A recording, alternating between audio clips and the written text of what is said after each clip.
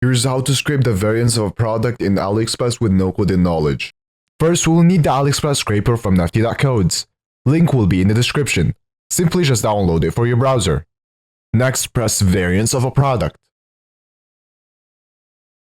As you can see, we extracted the variants of this product. To extract more, simply press on a different product. And there you go. Now to customize this, press on the settings icon. Now go to customize. Then press variants of a product. In here you can customize the data however you want. So for example, you can uncheck some data. You can also change the order of the data. And also change the name.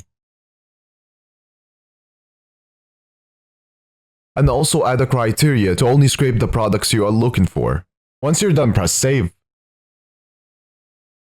Now let's head to stored data. In here you will find all the data we scraped. You can specify some data to delete or move to export. You can also find more features in the add-ons section. Now to export this, press add to export list.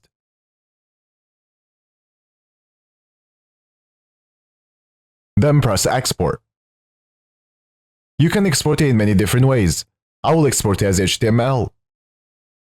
After exporting, here is all the data we extracted.